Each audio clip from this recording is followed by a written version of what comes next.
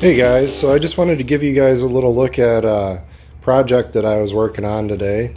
So I just ordered a new Rec-Tec grill, and I ordered a additional competition cart with it, but the grill still came with the original legs. So I thought, well, let's make a cool little barbecue table or front shelf for this grill out of the original legs that they came with. So believe it or not, guys, this grill, I still have the box over here, actually showed up on a pallet. And so what I decided to do, since I had these extra legs that the grill is supposed to sit on, was I decided to make a little barbecue table. And I'm going to take you through a little bit of the progress of this.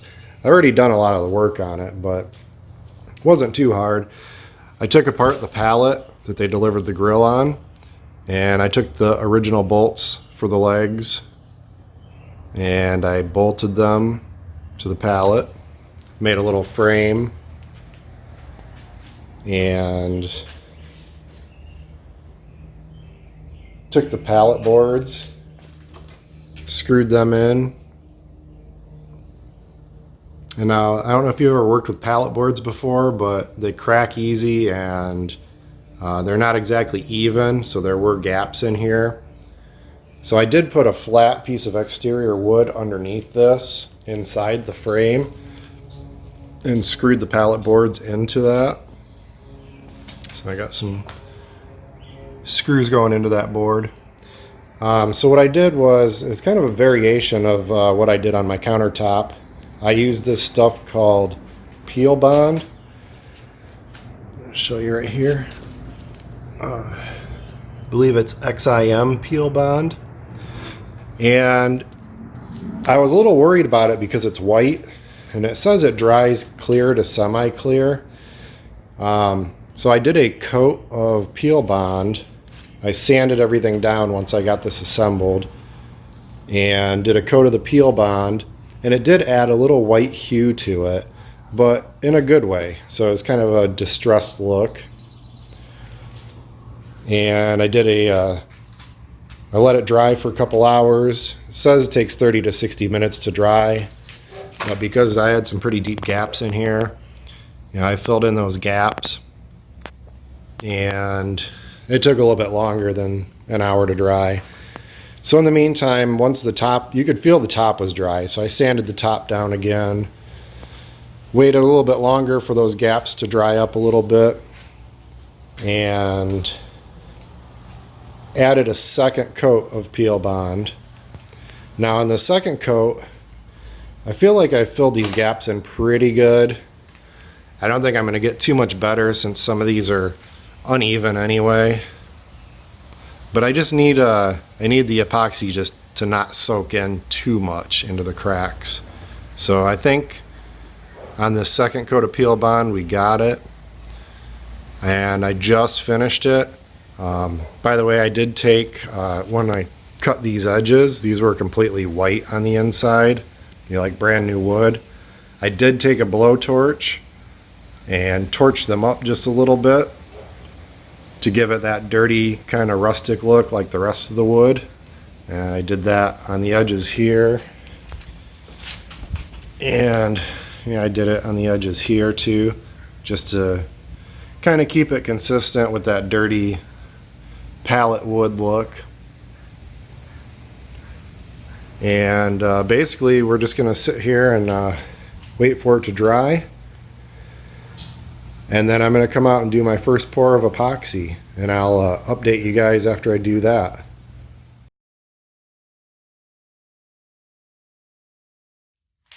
So I just finished pouring the epoxy on it, and we're letting everything spread out and smooth out. Just wanted to give you a little update, show you what it looked like while the epoxy was still wet. It's got that real glassy look, real shiny. And yeah, so that's about it. I just chopped it out a little bit, spread the stuff around. I just hit it with the blowtorch, popping the bubbles. And pretty much we're going to let it sit and dry. And then we're going to scrape the bottom, the drippings here, about 4 hours in. And let it dry overnight. And then I'm going to give it a sand and do a second coat of epoxy. So one thing is a little bit different than my countertop. I've never done this on plywood before.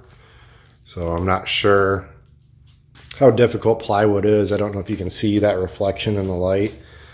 Little pockets where the epoxy hasn't gone. Don't really know what to do about that. Like I said, this is going outside for the barbecue, so not that big of a deal. It's already been sealed, so I'm not worried about the weather getting to it. And it's just plywood, so I can take these bolts off and change this thing out at any time when I want to.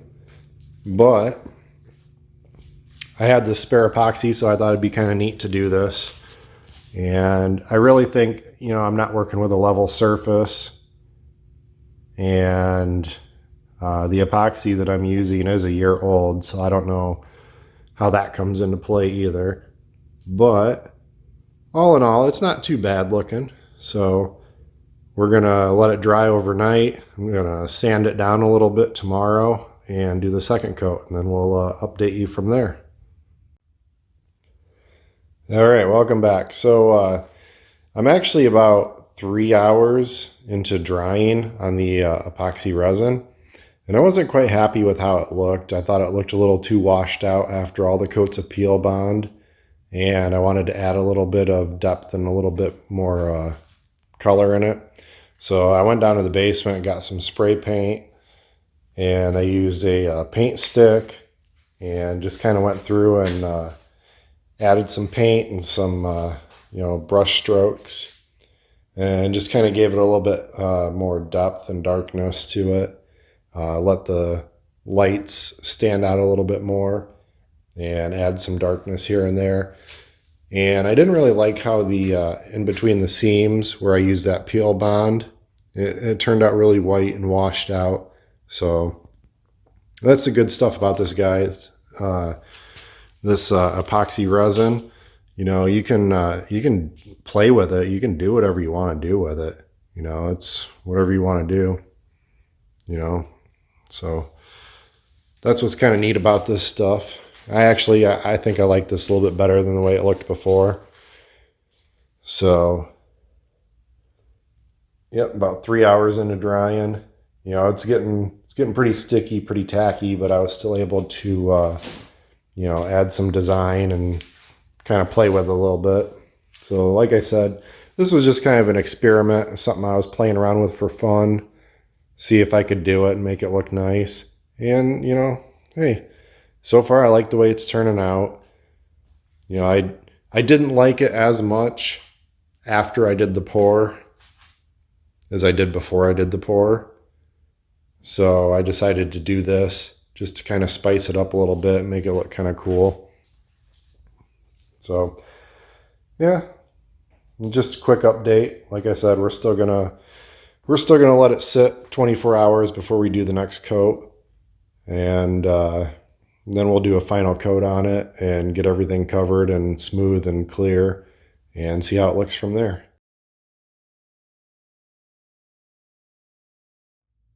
Hey guys, so we're back, and it's been 24 hours since my last pour.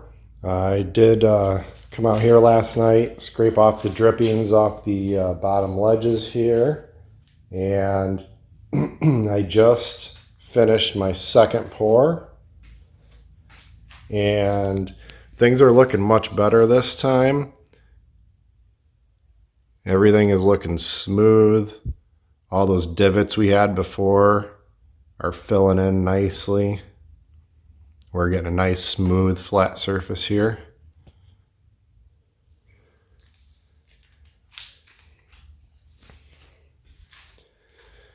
So just poured it about 10, maybe 15 minutes ago. Look at that, guys. That looks beautiful. And everything is smooth.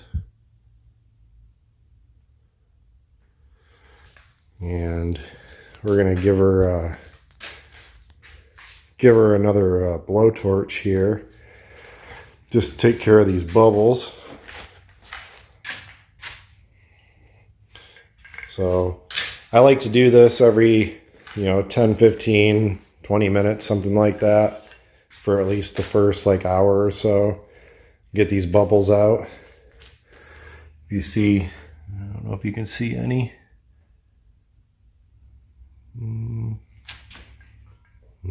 I don't see any that are visible. They're really hard to pick up on camera, but anyway, we're gonna give her a quick blowtorch.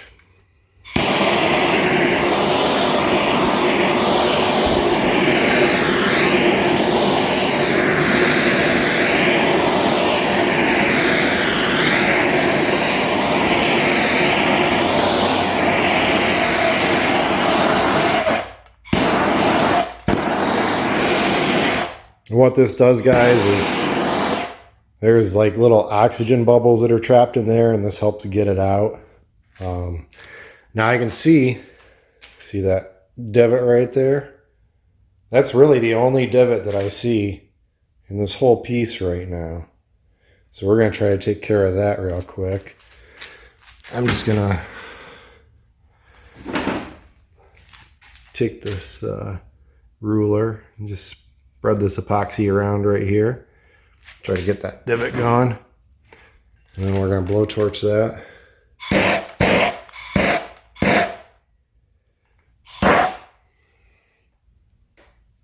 And there we go.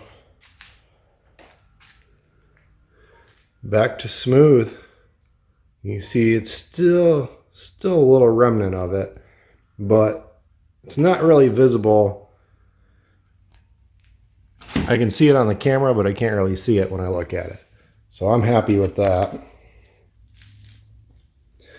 And that's it, guys. We're just gonna sit back, let this stuff drip for a little bit. I'll probably come back and blowtorch it one more time, and then we're gonna let it sit for another 24 hours. See how it looks. All right, YouTube, so we're back, and here it is, the finished piece. My little barbecue table to go with my Rec-Tec grill, made out of the pallet that it came on, and the original grill legs. And I think it looks pretty good. So there you go, guys. That's just an example of some of the amazing things you can do with that StoneCoat Countertops Epoxy.